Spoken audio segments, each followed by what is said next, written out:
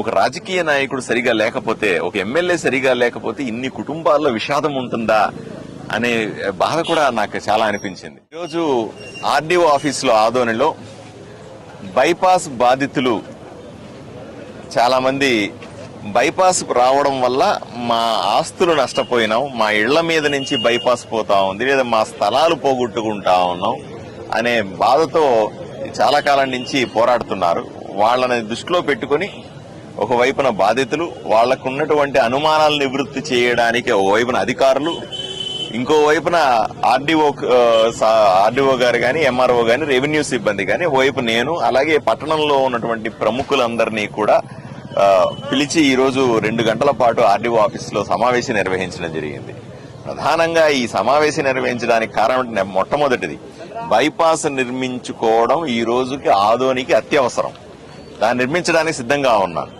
రెండవది, నిర్మించే బైపాస్ ను వేసే సందర్భంలో ఊర్లో ఉన్న ఏ వ్యక్తి కూడా, ఒక్క వ్యక్తి కూడా నేను నష్టపోయినాను అని బాధపడకూడదు అనే ఒకే ఒక ఉద్దేశంతో బాధితులందరినీ పిలిపించి ఈరోజు ఊర్లో ఉన్న పెద్దవాళ్ళందరూ కూడా, ఓవైపు లాయర్లు అయితేనే, వివిధ పార్టీలకు సంబంధించిన వ్యక్తులందరూ వచ్చి ఇక్కడ కూర్చొని వాళ్ళ బాధను విన్న తర్వాత చాలా చర్చ జరిగింది. అలైన్మెంట్ మార్పులు, వాటి గురించి. దీంట్లో సుమారుగా 7.5 కిలోమీటర్లు బైపాస్ రోడ్లో 130 కోట్ల రూపాయలు ఎవరైతే బాధితులకందరికీ కూడా ఇవ్వాలనుకున్నాం, 76 కోట్ల రూపాయలు రోడ్డు వేయడానికి ఉపయోగపడే డబ్బులు అనుకున్నాం. ఈ మొత్తం కూడా కేంద్ర ప్రభుత్వం ఆల్రెడీ శాంక్షన్ చేసింది మనకి. సో వీటిని వెంటనే పూర్తి చేయాల్సిన అవసరం ఉంది. అందువల్లే బాధితులందరినీ కూడా ఓదార్చాం, వాళ్ళు చెప్పిన కష్టాలన్నీ కూడా విన్నాం, వాళ్ల వైపు నేను నిలబడ్డాం. తప్పనిసరిగా సుమారుగా ఒక 100 మంది ఈరోజు వచ్చినారు. 100 మంది వస్తే వాళ్ళు మేము సూటిగా అడిగినాం, అయ్యా డెఫినెట్ గా ఇంతకుముందు గత ప్రభుత్వంలో తప్పులు జరిగిన మాట వాస్తవమే. గతంలో ఉన్నటువంటి ఎమ్మెల్యే తన అక్రమాల కోసం, తన అక్రమ లేఅవుట్ల కోసం ఏదో విధంగా డీవియేషన్లు మార్చి అధికారుల మీద ఒత్తిడి తీసుకొని వచ్చి ఏదో మిమ్మల్ని ఇబ్బంది పెట్టిన మాట వాస్తవమే, అన్ని కరెక్టే. కానీ అసలు ఆ మనిషే లేడు ఇప్పుడు, అతను ఎమ్మెల్యేగా లేడు. ఇప్పుడు నేను ఎమ్మెల్యేగా ఉన్నాను.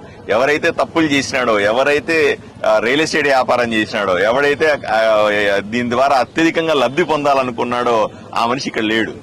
కాబట్టి ఈ రోజు మనం అతని దృష్టిలో పెట్టుకుని ఎంతసేపు నిందిస్తూ ఉంటే కూడా లాభం లేదు. ఇంతకుముందు ఎమ్మెల్యే ఇట్లా చేసినాడు, అట్లా చేసినాడు, ఇంతకుముందు ఎమ్మెల్యే దుర్మార్గాలు చేసినాడు, ఇంతకుముందు అట్లా చేస్తా అట్లా చెప్పుకుంటూ పోతే అంటం లేదు. ఈ రోజు ఊరిని అభివృద్ధి చేసుకోవాల్సిన అవసరం కూడా ఉంది. కాబట్టి ఏదో విధంగా ఈ సమస్యను కొలిక్కి తీసుకొస్తాం.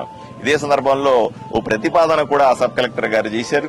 ఏమంటే ఇప్పుడు బాధితులకు ఎవరైతే ఉన్నారో వాళ్లకు ఇవ్వాల్సినటువంటి నష్టపరిహారం కొంత పెంచే విధంగా రికమెండ్ చేస్తాం. దాన్ని కొంత పెంచి ఇస్తే మీరు సాటిస్ఫై అవుతారా, బాధితులందరూ కొంత మెరుగైన ఉంటుందా అంటే 100 మందిలో 75 మంది మాకు సరిపోతుందని, కొంత పెంచితే మాకు ఇబ్బంది ఏమీ లేదు అని వాళ్ళు కొంతమంది చెప్పారు. ఇంకా ఒక 25 మంది వాళ్ళ కన్సర్న్స్ చెప్పారు, వాళ్ళ సమస్యలు చెప్పుకుంటూ పోయినారు. వాళ్ళ ఆ 25 ఎవరైతే మిగిలినారో వాళ్ళ 25 మంది సమస్యలు కూడా వ్యక్తిగతంగా మళ్లీ వింటామనుకున్నాం. ఎవరికైనా ఏ సాయం చేయగలిగితే ప్రభుత్వం వైపు నుంచి, నా వైపు నుంచి 100కు 100% చేస్తానని హామీ ఇస్తా ఉన్నాను. ఈ రోజు బైపాస్ నిర్మించుకోవడం ఒకవైపున, రెండో వైపున బాధితులకు ఓదార్పు, బాధితులకు నష్టం తగ్గించడం, పూర్తి నష్టాన్ని తగ్గించడం. ఎందుకంటే ఇప్పుడు బాగా భూముల రేట్లు పెరిగినాయి. భూముల రేట్లు పెరిగినప్పుడు అంత రేటు నాకు రాలేదే అంటే కూడా ఇబ్బంది, అట్లా సాధ్యం కూడా కాదు. అయినప్పటికీ కూడా వాళ్ళకి ఉన్నంతలో ఎంత మాక్సిమం చేయగలమో అంత రికమెండ్ చేయడానికి ప్రయత్నం చేస్తాను. నేను కూడా వ్యక్తిగతంగా కలెక్టర్తో గాని, మినిస్టర్లతో గాని, రాష్ట్ర కేంద్ర ప్రభుత్వాలతో కోఆర్డినేట్ చేసుకుంటాను. బాధితులందరినీ కూడా ఎప్పుడొచ్చినా మళ్లీ కలుస్తానని చెప్పినాను. ఎన్నిసార్లైనా కలిసి చిట్ట చివరి బాధితుడి వరకు కూడా ఏ సమస్య లేకుండా పూర్తి చేసే బాధ్యత తీసుకుంటానని చెప్పినాను. వాళ్ళని కూడా ఆలోచన చేయమని చెప్పి ఈ విధంగా ముందుకు వెళ్దామని వాళ్ళందరూ మేమంతా అనుకుని ఈ సమావేశాన్ని ముగించినాం. మళ్లీ బాధితులతో ఈ ఇండివిజువల్ కూడా కూర్చుంటాను. కొంతమంది చాలా బాధాకరమైన విషయాలు చెప్పారు నాకు. వాళ్ళ కుటుంబం ఏ విధంగా ఇబ్బంది పడింది, ఆరోగ్యాలు ఎలా దెబ్బతిన్నాయి, పిల్లల చదువులు ఎట్లా నష్టపోయినాయి, ఇవన్నీ కూడా నిజంగా ఒక రాజకీయ నాయకుడు సరిగా లేకపోతే, ఒక ఎమ్మెల్యే సరిగా లేకపోతే ఇన్ని కుటుంబాల్లో విషాదం ఉంటుందా అనే బాధ కూడా నాకు చాలా అనిపించింది. బట్ ఏదేమైనా సరే ఇప్పటి జరిగిన దాన్నే తలుచుకుంటూ ఆ ఎమ్మెల్యే ఇలా చేసినాడు, ఆ ఎమ్మెల్యే దుర్మార్గాలు అలా చెప్పుకుంటూ ఉంటే కూడా టైం సరిపోదు. కాబట్టి ఎలా ముందుకెళ్లాలా అన్న దాని మీద ఈరోజు పూర్తి స్థాయిలో చర్చించాం. తప్పనిసరిగా ఒక సొల్యూషన్ వస్తుందని నేను 100% నమ్ముతా ఉన్నాను. అన్నింటికంటే ముఖ్యం ఈరోజు బైపాస్ రోడ్డుని ఎంత తొందరగా వీలైతే అంత తొందరగా పూర్తి చేసి అందరి సహకారంతో, అందరి అనుమతితో అందరూ సంతోషంగా ఉండే విధంగా ఆదోనిని మంచిగా తయారు చేసుకోవడం మీద ప్రత్యేకంగా దృష్టి సారిస్తానని మీకు అందరికీ తెలియజేస్తాను.